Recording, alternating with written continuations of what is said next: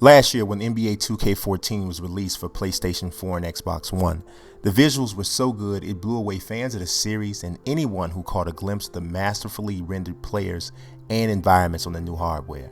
This year, the task in front of the developers of the game was a little more challenging, with everyone already accustomed to next-generation graphics. NBA 2K15 has to prove that it has substance that goes beyond just eye candy. Last year's game was fun and it was generally well received, but it was bogged down by some server issues, awkward online-offline functionality, and a limited feature set. So we've been assured that this year the server issues will be a thing of the past. Once the game gets going, that won't be a major concern. I haven't spent the better part of the last week going through every strand of the game on PlayStation 4. There's a whole lot to talk about. Let's talk about graphics and animation. NBA 2K14 revolutionized the process of realistic character rendering. NBA 2K15 is looking to build upon what last year's game started. For the most part, the game is as visually pleasing as it was last year. There's a few changes, and I'm not sure that all of them can be called improvements. Some might think that it's an example of regression, others may look at them as improvements, and some could be indifferent about the changes. Some of the new looks, such as the new body models, is a stylistic alteration. Some fans complain that the models were always too muscular with 2K, thus slightly more slender bodies were adopted this time around. I personally never had an issue with the models in the past, aside from the fact that there seemed to be a lack of variation between muscular, thick, and thin players, which still unfortunately exists in NBA 2K15. Though it's not a major issue, but if I'm pressed to nitpick, that would be the thing that is most worth mentioning as it relates to player renders this year and last year. As for faces, the game nailed most of the players in the NBA last year, but there were a few guys such as Chris Paul, Darren Williams, and Jamal Crawford, and a few others who weren't accurately rendered. In this year's game, the ratio of accurate to inaccurate player models is just about the same, but CP3 was at least corrected. But apparently the dev team hasn't had a chance to scan Williams or Crawford yet. Both still look off base. There are a few other players who could probably stand to get a rescan to match the rest of the game's clear and present beauty, but it's not enough to warrant a real serious complaint. Some might take issue with the fact there's only been a few strides made in regards to the visual side, but let's be honest, this game looked ahead of its time last year. There's no crime in simply sustaining in this area, especially if the time and attention as well as expertise has been applied to other areas of the game. And there's literally thousands of new animations in the game, and this adds to the realism in a major way. In the paint, there's far more contact on drives, the various collisions, they look realistic, and there's a decreased amount of clipping that occurs with contact. So you're still gonna see a little bit of it, so it's not entirely gone. You'll still see the occasional arm pass through another player, but there's no doubt the game is improved in that area. The arenas, coaches, and surroundings still look fantastic. The game still succeeds in creating one of the most authentic virtual sports environments around. Though I think I'm more of a fan of the body styles from last year, there's still far more to love than to make issue of in regards to visuals. One of the first things you'll notice in NBA 2K14's gameplay is the increased bumping and physical contact. It's a welcome addition to the gameplay that brings defense back into the fabric of the experience. Last year's game was a little too free-flowing at times, and games could easily turn into three-point shootouts. This year, the make-to-miss ratio is much more realistic. Even the best three-point shooter doesn't make every open three, and that's reflected in NBA 2K15. More realistic shooting percentages are just part of the injection of realism. The ball seems to be more live and accessible at all times. With the increased passing control that helps to vary the movement of the ball and the player interaction with the rock. Blocks, steals, and tip balls create cool scrambles and the type of action that is fun but still realistic. The aforementioned play in the paint is another great boost to gameplay. Playing in the post feels more physical, and drives to the basket aren't as automatic as before. Contesting shots at the rim is far more rewarding in NBA 2K15 than in past versions. It makes teams with good interior defense, such as the Chicago Bulls, feel more authentic. The increase in contact cuts both ways though. There are more and ones, which is a good thing, and more free throws for gamers if you actually attack the basket. The engine that determines charges and other offensive fouls has also been tweaked. Last year, some gamers used to use a lot of charged cheese, but this exploit has been handled. The different levels of impact dictate the result, and it functions realistically. On the downside, there are a few gaps in gameplay in which there doesn't appear to be a sufficient animation for the situation. I noticed a few instances where the ball would just not react correctly when a guy would reach in for a steal or when someone was trying to avoid losing the ball. It's just a small skip, but it's something that you did notice. It really doesn't impact gameplay or happen too frequently. It's more of a small aesthetic issue. As negatives go, that's all I found as it relates to gameplay. There's been a plethora of functionality added to the strategy side as well. Gamers can again adjust defensive strategies for each player on the opposing team. Point of emphasis is back, but it's placed in the proper perspective as a team-wide strategy. Last year was just about the only coaching angle a gamer could take, and it left the defense without enough options against big-time scorers. With the ability to play each player in a variety of ways, there's more tools at your disposal to try and lock down an opponent.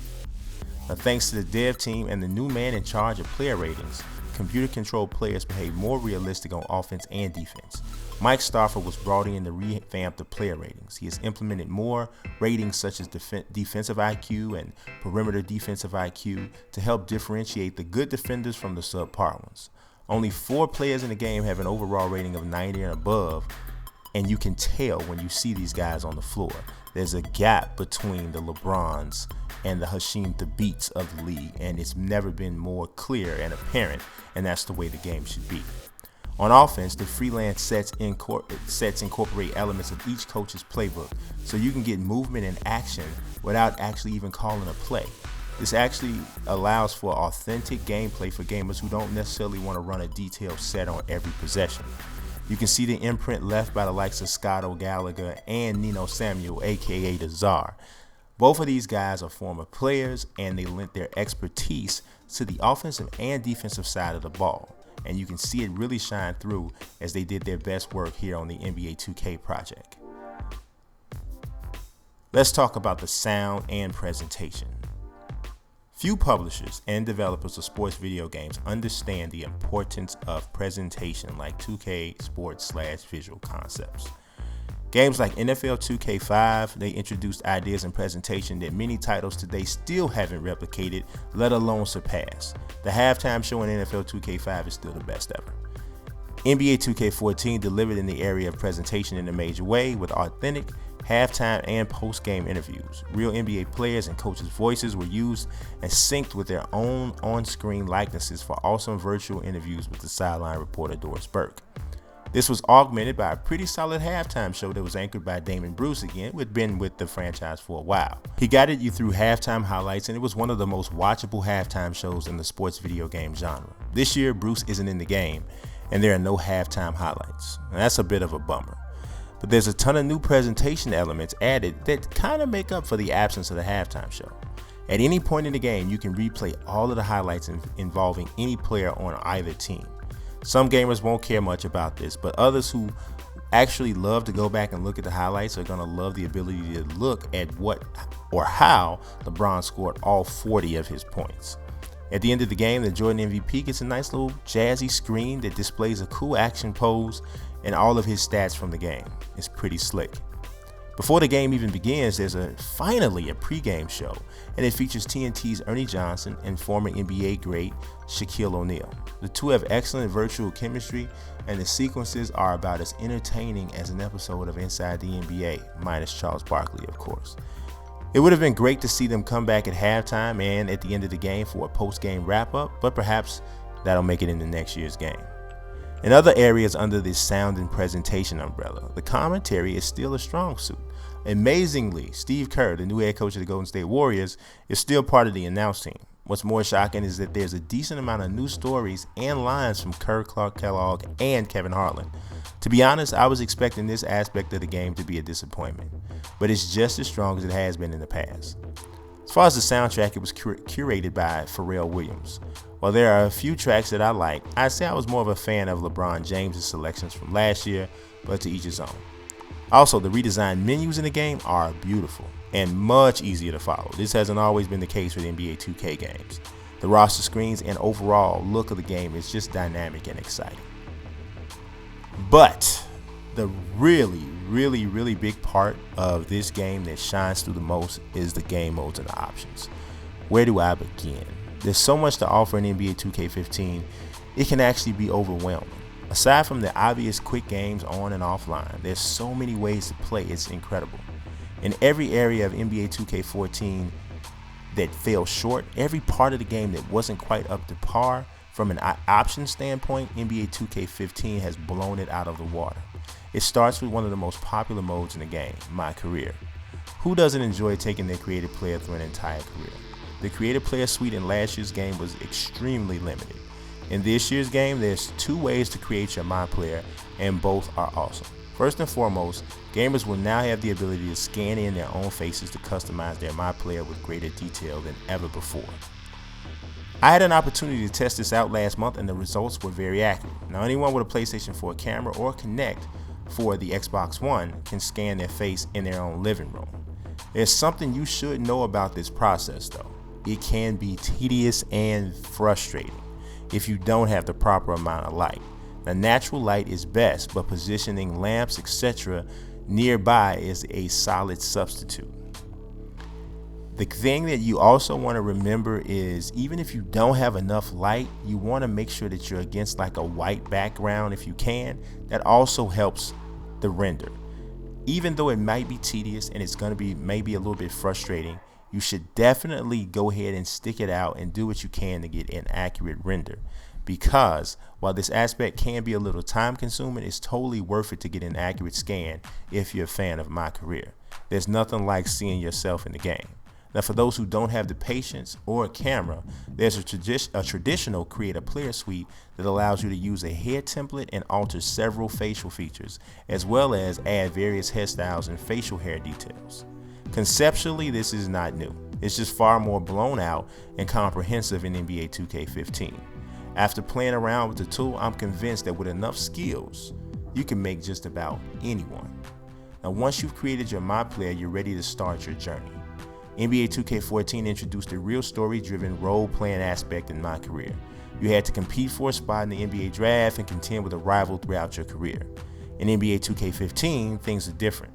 You begin as an undrafted free agent and you have to earn your spot on a 10-day contract. Go through free agency and hopefully stick on a team and become an all-time great. There's countless hours of gameplay in this mode alone, but it's just the tip of the iceberg. My Team returns with more goodies for fans of the mode. Finally, there's an auction house available to sell and bid on cards. The presentation of the mode has been greatly improved. Pack openers are more exciting in NBA 2K15 than any other sports video game with a mode of the same concept.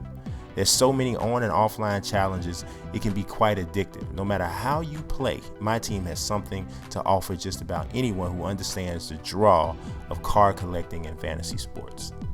But if you love franchise modes, and if you know me, you know I do, NBA 2K15 comes equipped with the best one ever created. That's right, I said the best franchise mode ever created. My League brings a set of customizable options that should be the envy of every developer of a similar mode. You can customize rosters, player attributes like predetermined injuries, health of 16 different body parts, player loyalty, motivations, league and team alignment, and more. This mode is what gamers like myself have longed to have for years.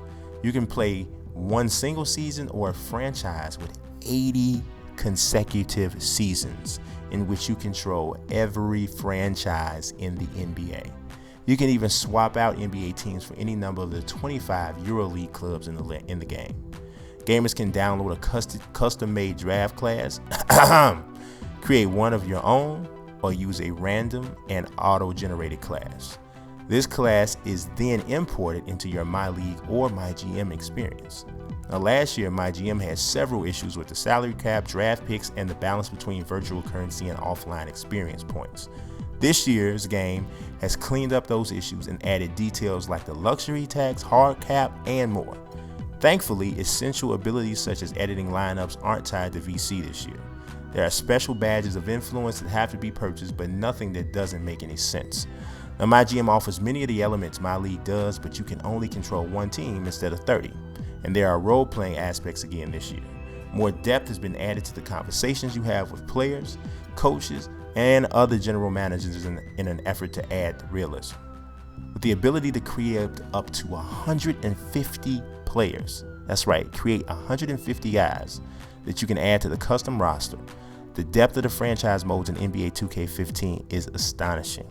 The only thing that's missing from this package is the ability to create and import custom teams. Hopefully we'll see that in NBA 2K16.